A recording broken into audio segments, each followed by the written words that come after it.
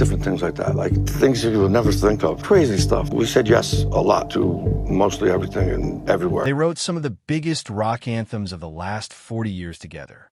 They stood on the same stages in front of hundreds of thousands of people, traded guitar licks and harmonies that fans still scream back at them decades later, and built a brand so massive it outgrew both of their individual names. And then one day, hours before a sold-out show, one of them simply didn't show up. No fight, no headline-grabbing blow-up, just an empty spot on a stage built for two. For more than a decade, Richie Sambora and Jon Bon Jovi let that silence do the talking. No tell-all interviews, no dueling statements, no public war of words. Just two men who used to finish each other's musical sentences, quietly living separate lives. But in the last 2 years, that silence has cracked open. Sambora has apologized. Bon Jovi has responded. Insiders have talked. And as Bon Jovi gears up for a major tour without him, the real story of what happened between these two men, not the rumor, not the tabloid fantasy, but what they've actually said on the record, is finally coming into focus. This is that story. Long before arenas and platinum records, Jon Bon Jovi and Richie Sambora were just two ambitious New Jersey musicians circling the same small scene, playing local clubs and chasing a sound that felt bigger than their surroundings. Jon had been fronting a band called the Wild Ones. Richie had cut his teeth in a group called Message, later playing with a band called Duke Williams and the Extremes before crossing paths with Jon. Both men came out of working-class New Jersey towns, and both were shaped by the same lineage of heartland rock and blues-rooted showmanship that ran through the Jersey Shore scene at the time. When Sambora officially joined what would become Bon Jovi in 1983, it reshaped the band's sound almost immediately.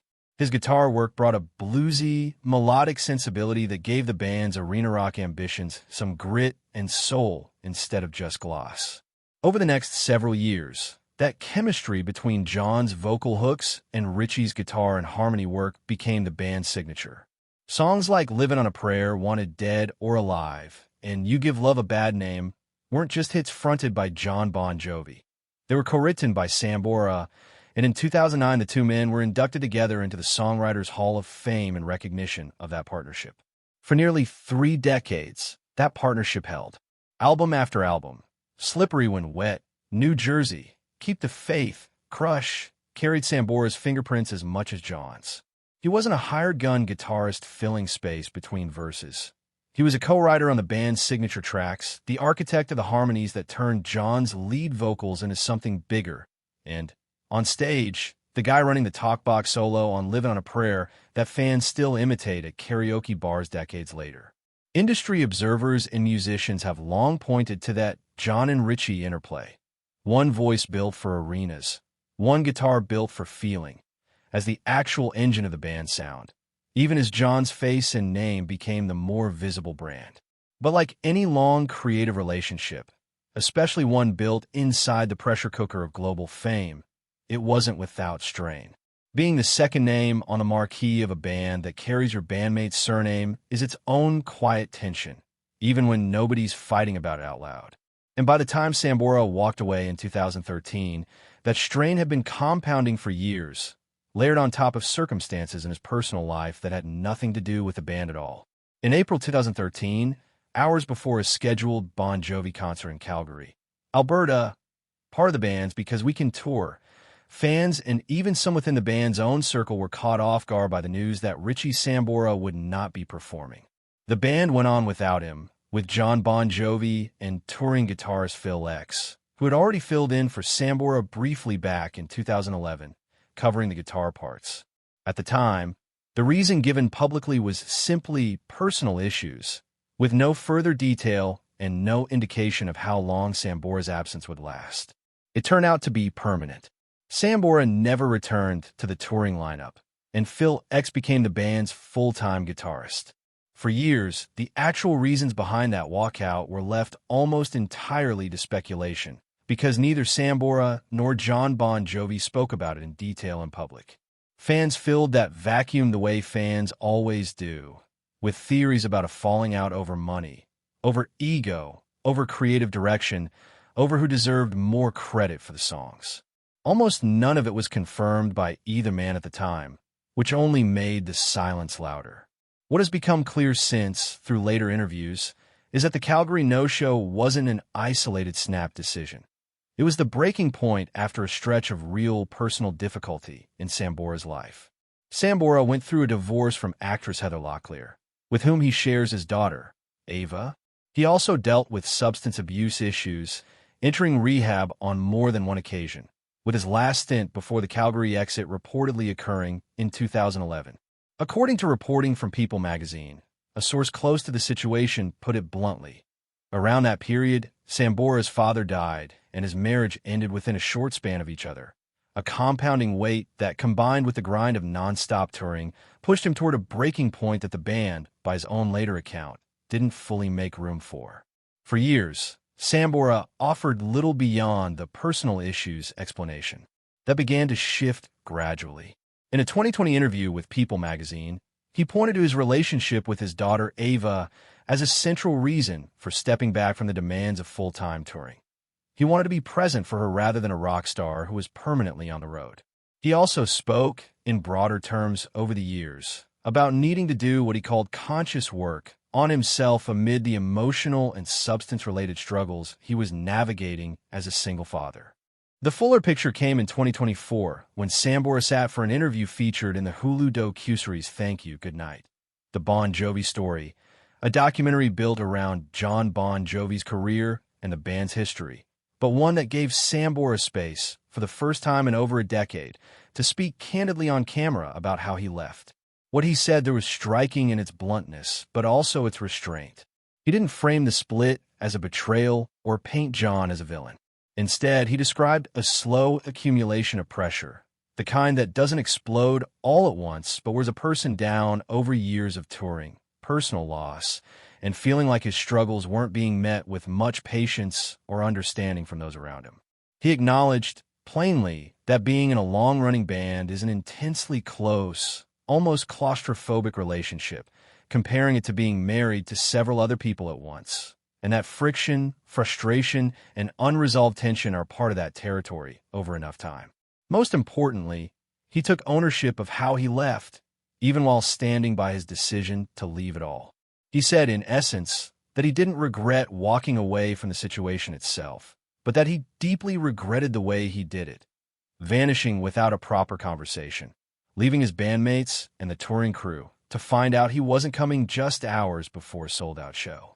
He offered what amounted to a formal apology in that documentary, not just to John Bon Jovi, but to the band as a whole and to the fans who were left confused by his sudden disappearance from the stage. John Bon Jovi's response to all of this, across several interviews around the documentary's release in the spring of 2024, has been notably measured. He has consistently pushed back on the idea that there was ever a dramatic falling out between the two men. Speaking to Entertainment Tonight, he was direct about it. There was never a fight, he said, and the split was never about money or a personal rivalry. In his telling, Sambora was dealing with issues he couldn't get past, and on the night of the Calgary show, he simply didn't show up, leaving, in John's words, a black hole on the stage in front of a full arena. That phrase captures something important about how John has talked about this over the years. Less anger, more genuine confusion and disappointment about the manner of the exit rather than the fact that Sambora needed to step away. In a separate conversation with Yahoo Entertainment, he was equally clear that there had never been any animosity between them, describing Sambora as someone who wanted to be home more than he wanted to be on the road, and noting, with a kind of resigned honesty, that touring life doesn't really accommodate that. You got to show up for work, he said, while also crediting Sambora as an essential part of his story for a large stretch of the band's history. When the Hulu documentary aired and Sambora's on-camera apology became public, John addressed it again during an appearance on The Howard Stern Show. Asked whether the apology surprised him, he said it wasn't so much the apology itself that had been shocking. It was the original moment back in 2013 when Sambora didn't show up and the underlying issues resurfaced. That, he said, was the real shock and the real disappointment. By the time the documentary came out more than a decade later, he viewed Sambora's on-camera reflection as the guitarist's way of finally clearing the air for the fans. more than as news to John himself. He also revealed something warmer than most fans expected. Before the documentary's release, Sambora had come to John's house and watched several episodes of it with him. According to John, there was no tension in that room, just two old collaborators watching their shared history play back, with John repeating more than once in these interviews that there is no animosity between them. If there's no bad blood, the obvious question fans keep asking is, why hasn't Richie Sambora rejoined the band? Especially now that John Bon Jovi has recovered from a serious vocal cord injury that sidelined him for years and the band is finally returning to the road? The honest answer, based on what's actually been reported, is complicated and not fully resolved even now. John has repeatedly declined to rule out a reunion outright, but he's also been careful never to promise one.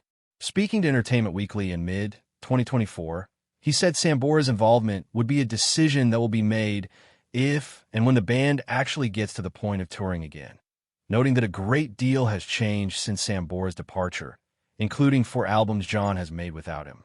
His phrase was simple, "You never say never," while also pointing out that Sambora had been gone from the band for well over a decade and had a lot of things of his own to deal with in that time. There were real signs of a thaw. Beyond the documentary viewing at John's house, reports emerged of Sambora visiting John's New Jersey home around John's birthday in March 2024, a moment some took as a hint that reconciliation, at least on a personal level, was underway. Sambora himself, in interviews around that period, didn't rule out a return to the stage, though he was cautious about timing, tying any reunion loosely to John's ongoing vocal recovery. But as Bon Jovi's actual comeback took shape, culminating in the announcement of the band's Forever Tour, set to begin in July 2026 with shows at Madison Square Garden before heading to the UK, Sambora's name was notably absent from the lineup. That announcement reignited the entire conversation, and it's where the more pointed, less flattering reporting has come from. Multiple outlets, citing unnamed sources close to the band, reported in late 2025 that despite the warmer moments of the prior year, tension between the two men had resurfaced. One source told the Daily Mail that Sambora had tried to rejoin the band multiple times, but that John had made it difficult, while a second source described the pair as being like oil and water at this stage, suggesting that as much as Sambora might want back in, John has little appetite for reopening old dynamics that once caused real strain. The New York Post published similarly pointed insider claims around the same time, with an anonymous source alleging friction over money, credit, and control of the band's legacy, and pointing out, accurately, that Sambora co-wrote a large share of the band's biggest and most enduring hits. It's worth being clear-eyed about these reports. They rely on anonymous insiders, which is a category of sourcing that deserves real skepticism, especially when the claims are this dramatic and neither John Bon Jovi nor Richie Sambora has confirmed them directly. Plenty of other coverage in the same window described the two men's relationship in far warmer, more mundane terms. Old collaborators on different paths, not adversaries. What is verifiable is simpler and less sensational. As of the Forever Tour announcement, Richie Sambora is not part of the lineup, and neither man has stated publicly, on the record, exactly why.